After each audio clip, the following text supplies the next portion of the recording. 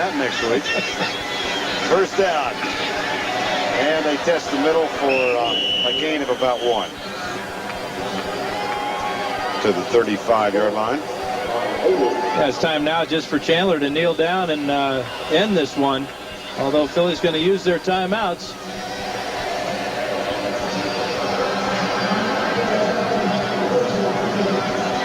.145 remaining in the ball game.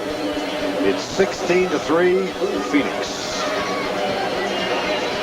Today, the little guy his mother calls a monster is imprisoned for assault with a deadly weapon.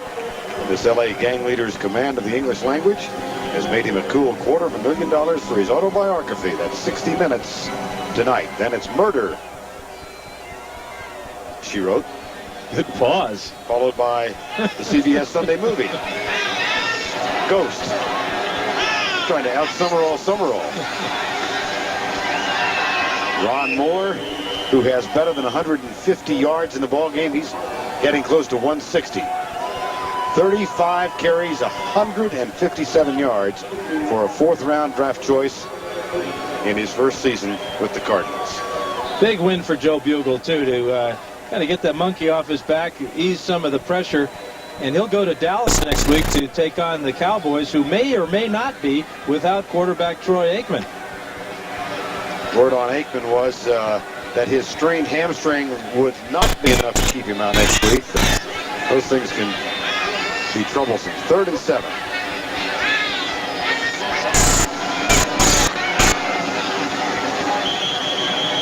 Cardinals keep it on the ground and get it to the 40. It'll be Rich Camarillo coming on for his second punt of the game. And for Byron Evans and his Eagles teammates, a long trip back home where they take on Miami next week, then the New York Giants at home. But they fall to 4-4, their 4th loss in succession. And they came into the year with a tough schedule, and the second half of their schedule is especially tough. And when you look at all the injuries and their inability to stop the run, things don't look real good in Philadelphia. The Eagles have given up 243 yards on the ground today.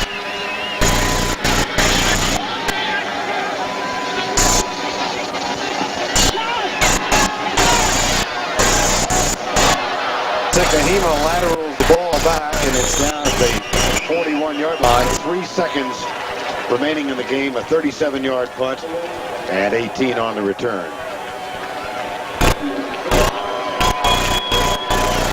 Final play forthcoming. And Richie Kotite and the Eagles will drop to 4-4.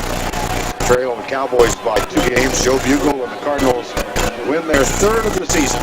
They had defeated the Redskins twice. But the ultimatum is still there. That is, you must have a winning record, according to the owner of this team, Bill Bidwell, or changes will be made.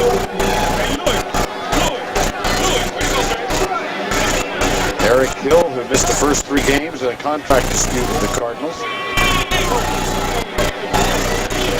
Somebody's birthday, right? Always somebody's birthday or somebody's mother you got to say hi to. Kahima was injured in that last play. And he's going to need some assistance.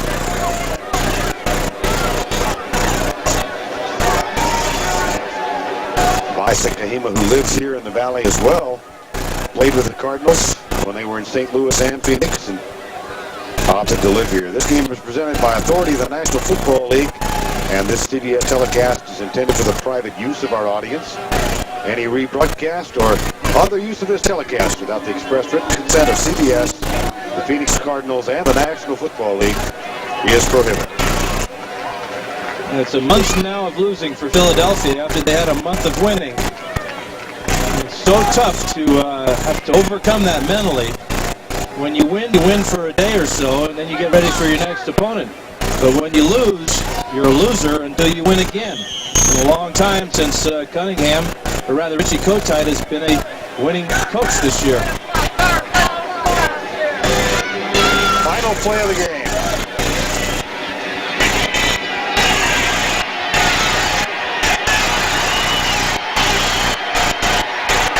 O'Brien gave it his all, but it comes up a sack. Lorenzo Lynch. Joe Bugle. And the Cardinals win it 16-3. They are good friends. Richie Kotite and Joe Bugle. So for Dan Fouts, I'm Vern Lundquist. Thanks so long from Phoenix, where the final score was 16-3. Phoenix. The NFL on CBS continues next Sunday. Doubleheader action in the early games. Washington and New York, Green Bay and New Orleans, or San Francisco and Tampa Bay. In Game 2, you'll see either Phoenix and Dallas, Minnesota and Denver, or Atlanta at the Los Angeles Rams. It all starts at 12:30 Eastern with the NFL Today. We're going to go back to Greg and Terry. You've been watching CBS Sports coverage of the NFL.